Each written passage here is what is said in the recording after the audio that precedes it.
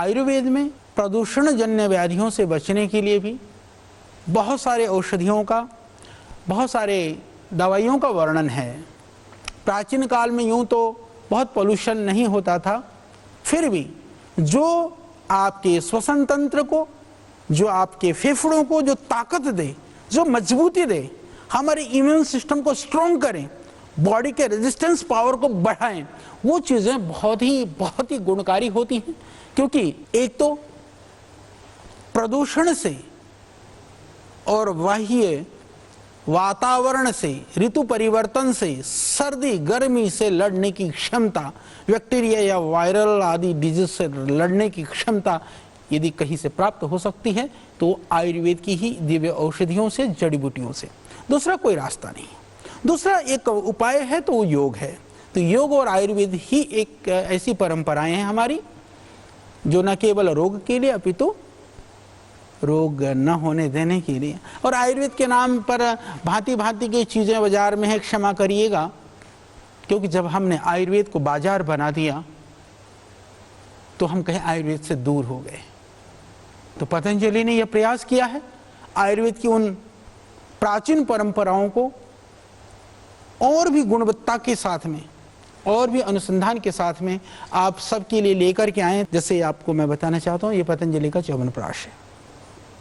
अब च्यवनप्राश की जब बात आती है, शास्त्र की बात आती है, तो मैं आपको बताना चाहता हूँ कि कई लोग कहते हैं कि ये च्यवनप्राश है। वस्तुतः यह च्यवनप्राश कोई च्यवन औषधियों के कारण से च्यवन नहीं हुआ इसका नाम, ये च्यवन ऋषि के कारण से, कि च्यवन ऋषि के कारण से यह इसका नाम च्यवनप्राश पड़ा। और च्यवनप्राश को यूं तो अवलेह के रूप में शास्त्रों में वर्णन है, पर इसको अवलेह को थोड़ा सा गाढ़ा कर दिया जाता है तो पाक का स्वरूप ले लेता है। तो पतंजलि का च्यवनप्राश विशुद्ध रूप से अवलेह की स्थिति में भी नहीं है, पर पाक भी नहीं है। पाक कैसा होता है मैं अभी दिखाना चाहता हूं। तो यह पाक अवलेह से थोड़ा सा गाढ़ा, पाक से थोड़ा सा पतला, क्योंकि सेवन करने में आपको परेशानी ना हो, लेने में परेशानी ना हो, इसीलिए हमने इसको थोड़ा सा गाढ़ा किया है। हालांकि गाढ़ा करने पर जलीय अंश और खत्म हो जाता है, तो च्यवनप्राश में ज़्यादा हमको औषधीय द्रव्यों का लाभ मिलता है और पदार्थ के रूप में हमको ज़्यादा बनाना पड़ता है। तो पॉल्यूशन से संबंधित जितने भी परेशानियां हैं, मैं बिल्कुल पूरी प्रामाणिकता के साथ ये बात कहना चाहता हूं, ये च्यवन ऋषि के जीवन को जवान बनाने के लिए अश्विनी कुमारों ने जिस अवलेह की संकल्पना की, जिसका निर्माण किया, उसको आज च्यवनप्राश के नाम से हम जानते हैं। तो उस च्यवनप्राश के अंदर यूं तो अष्टवर्ग बहुत महत्वपूर्ण औषधियां हैं। और आपकी जानकारी के लिए मैं बताना चाहता हूं कि अष्टवर्ग औषधियां आज लगभग वह अप्राप्य है, बहुत दुर्लभ है। पहली बार हमने अष्टवर्ग रहस्य करके पुस्तक का भी निर्माण किया। वो पहली पुस्तक है जहां कौन से 8 औषधियां हैं जो अष्टवर्ग में प्रयुक्त होती हैं, वो हमने अनुसंधान कर करके लिखा।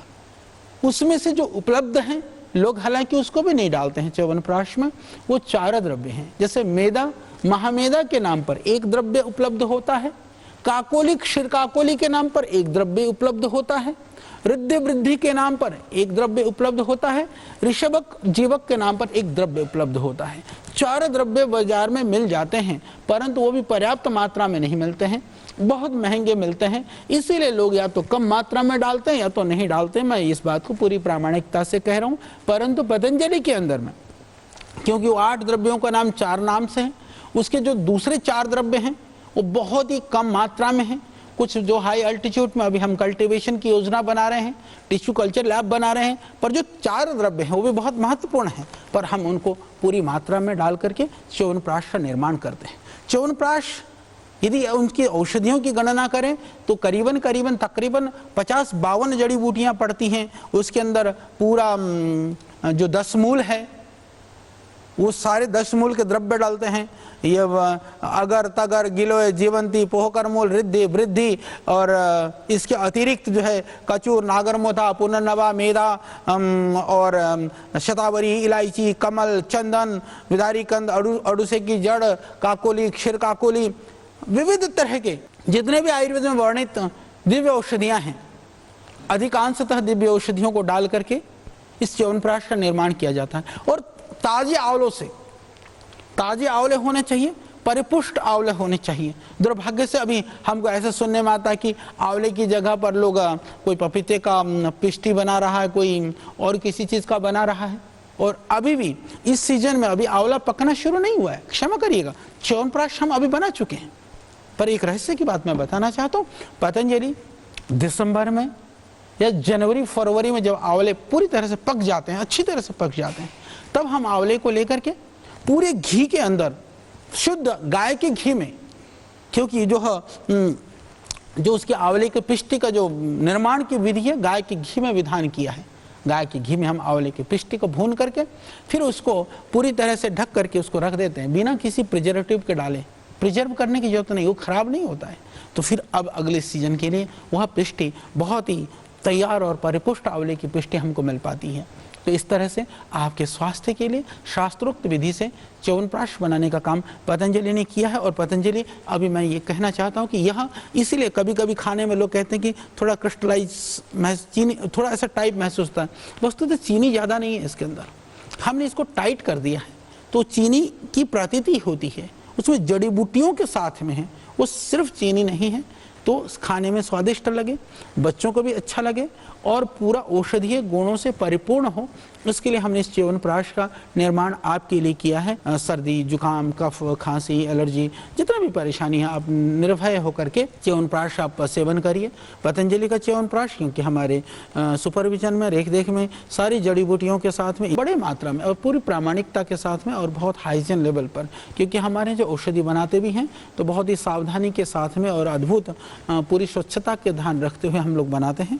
तो आप इसका सेवन कर सकते हैं। इसकी यदि गुणों की मैं बात करूं तो ये तो बहुत ही अद्भुत है, चाहे वह किसी भी तरह के शारीरिक क्षीणता हो, कमजोरी हो, वीकनेस हो, ये बच्चा भी खा सकता है, बुजुर्ग भी ले सकते हैं इसको।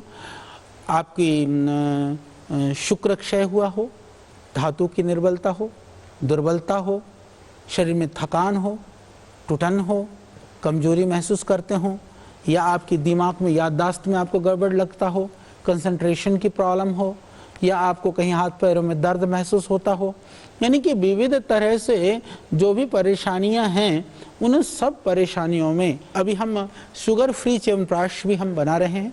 तो शुगर वाला जो च्यवनप्राश है वह जो डायबिटीज़ के पेशेंट है वो कृपया सेवन ना करें।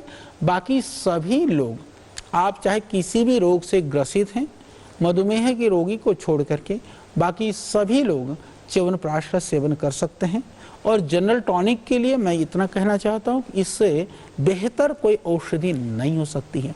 और एक बार आप हमारे कहने से, बाद में आपकी मर्जी है, चाहे वो च्यवनप्राश का आधा किलो का पैकेट ही सही, एक बार आप अपने परिवार में ज़रूर ले आइए, ज़रूर ले आकर के उसका सेवन आप ज़रूर करिए, फिर आप उसका परिणाम स्वयं महसूस कर सकते हैं।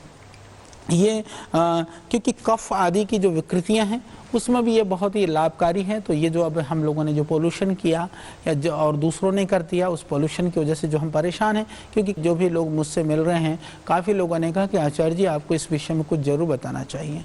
तो इसीलिए मैंने आपको च्यवनप्राश का सेवन के लिए निर्देशित किया। एक औषधि आपके सैकड़ों बीमारियों में और अनेक परेशानियों के लिए बहुत ही ये लाभकारी है और ये बहुत ही प्रभावशाली और शास्त्रोक्त प्रामाणिक है। इसमें कुछ ऐसी वो नहीं है। और पतंजलि का च्यवनप्राश यूँ भी आप देखेंगे बहुत सस्ता भी है। हम लोगों ने भरसक प्रयास किया है कि इसका मूल्य न्यूनतम रखा जाए। औषधीय गुणों के रूप में मैं एक पूरी प्रामाणिकता के साथ ये बात कहना चाहता हूँ कि च्यवनप्राश में जितनी जड़ी बूटियाँ पड़ती हैं, उन जड़ी बूटियों को बहुत थोड़े लोग हैं जो सारी जड़ी बूटियाँ डालते हैं, क्योंकि वो सारी जड़ी बूटियाँ मिलती भी नहीं हैं। मिल भी जाए तो पहचान करने वाले लोग बहुत कम हैं। तो उसके लिए हमको बहुत ही परिश्रम करना पड़ता है। हम नेपाल से लेकर के और हालांकि हम चाइना की चीज़ों को, वस्तुओं को बहुत वो नहीं करते हैं, प्रयोग करने के लिए हम कभी प्रोत्साहित नहीं करते, हम हतोत्साहित करते हैं। कुछ जड़ी बूटियाँ कहीं ना कहीं तिब्बत आदि से भी आती हैं, क्योंकि वो हमारे लिए मजबूरी है। यदि देश में मिलना शुरू हो जाए तो हम क्यों मंगाते। तो हम कहीं से भी जो जड़ी बूटियाँ, चाहे हिमालय से मिल रही हों, चाहे वो अन्यत्र कहीं से भी मिलती हों, उन जड़ी बूटियों को हम खोज करके उसको विधि विधान से इस च्यवनप्राश को बना करके और ये हम आप लोगों तक पहुंचाते हैं। तो इसलिए ये निरापद है, पूरी निर्भयता के साथ आप इसका सेवन कर सकते हैं। आजकल हमारे यहाँ फैशन भी हो गया है, हर रोज़ सुबह उठ करके आप चाय पीते हैं। हालांकि चाय पीने की परंपरा ये कोई बहुत पुरानी परंपरा नहीं है। हम लोग प्रातः उठ करके उषा पान की हम बात करते हैं, ऋतु के अनुसार जल का हम सेवन करते रहे हैं, रोगों के अनुसार हम विविध तरह के कषायों का सेवन करते रहे हैं और रोगों के अनुसार हम विविध तरह के औषधीय जड़ी बूटों से युक्त हम जूस आदि का, जो रस आदि का सेवन करते रहे हैं। या तो हमने रसों का सेवन किया या कषाय का सेवन किया, या हमने जल ऋतु के अनुसार जल को शीत उष्ण जो भी ऋतु के अनुसार जल का सेवन किया। पर चाय पीने की आदत ऐसी लग गई है कि हम सुबह उठ करके चाय पीते हैं। मैं निवेदन कर देना चाहता हूँ, चाय वैसे बहुत हानिकारक है, पीना भी हो। हालांकि आजकल ग्रीन टी और थोड़ा सा इंग्लिश स्टाइल में टी पीने की थोड़ी सी प्रवृत्ति हमारे प्रचलन में आई है, वो उतनी हानिकारक नहीं है। परंतु जो चाय पत्ती को, ढेर सारी चाय पत्ती, फिर उसमें अदरक, लौंग, इलायची जो भी मिलता है पूरा मसाला डाल करके खदका करके और भयानक रूप से जो हम पीते हैं वो बहुत ही खतरनाक है। उसको उबाल करके और अलग से आप उसको कुछ दूध और मीठा थोड़ा डाल के पी लें तो उतनी हानिकारक नहीं है। पर उस चाय को भी खाली पेट तो कतई नहीं पीनी चाहिए। तो मैं इसलिए इस बात को कह रहा हूँ क्योंकि अभी सर्दी और जुकाम, कफ और यदि आपके पूरे फेफड़ों के शोधन करना हो तो ये आयुर्वेद की चाय हमारी, जैसे आप जैसे डिप करने वाले जो स्ट्रिप इसके अंदर होती है पाउच के अंदर, तो वो हमने बना दिया। कई लोग कहते थे कि नहीं हमको इजी हो ऑफिस में, घर में पीने के लिए गर्म पानी करें और गर्म पानी में हम मिला करके इसको पी सकें, तो ये हमने बनाई है। ये बहुत अच्छी चाय है। इसको आप कुछ नहीं, इसको लीजिए और पानी में, गर्म पानी में डिप कर करके लीजिए। ये हर्बल पेय के नाम से, दिव्य हर्बल पेय के नाम से हम बनाते हैं। ये अद्भुत है। इससे आपकी सर्दी, जुकाम, कफ, गला खराब होना, इतना ही नहीं, ये आपके दिमाग के लिए भी अच्छा है, पेट के लिए भी अच्छा है, हृदय रोगों के लिए भी अच्छा है। दूसरा, जैसे जिनको खदका करके पीने की आदत है उनकी दृष्टि से देखें तो ये दिव्य पेय करके, एक तो ये हर्बल पेय के नाम से दिव्य हर्बल पेय, एक ये दिव्य पेय के नाम से पैकेट में मिलता है। इसको सीधा सीधा से जैसे चाय पत्ती को डालते हैं उस तरह से उबाल करके आप पी सकते हैं। दो तरह की चाय हमारी, और मैं कहता हूं कि इसको आप ज़रूर सुबह चाय छोड़िए। चाय की जगह यदि आपको मीठा नहीं डालना हो तो बिना मीठे का पीजिए, चीनी बिना दूध के पीना हो तो भी पीजिए, अच्छी लगती है। और यदि आप दूध और मीठा मिलाना चाहें तो भी इसकी आदत डालिए। चाय के नाम पर बीमारी नहीं, चाय के नाम पर हम आपके लिए स्वास्थ्य लेकर के आए हैं। इसका सेवन आप ज़रूर करिएगा। और जो पोल्यूशन की वजह से डेली प्रतिदिन धूल धक्कड़ बाहर हम घूमते रहते हैं और इस तरह की जो परेशानियां सब झेलनी पड़ती है, मजबूरी है, तो उसके लिए यदि आप ये 2 कप चाय सुबह शाम 1-1 कप चाय पी लेते हैं तो समझ लीजिए कि लगभग इस तरह के धुएं से और ये धूल धक्कड़ से होने वाली बीमारियों से, होने वाली जो परेशानियों से आप बच सकते हैं। ये बहुत ही साधारण और निरापद उपाय है। तो आपकी चाय की भी छुट्टी, अतिरिक्त खर्च भी नहीं करना पड़ेगा, अलग अलग तरह के बहुत सारे टॉनिक्स भी नहीं पीने पड़ेंगे। तो दिव्य पेय पीजिए, दिव्य हर्बल पेय पीजिए और च्यवनप्राश, पतंजलि का च्यवनप्राश खाइए। 2 चीज़ आप करके देखिए।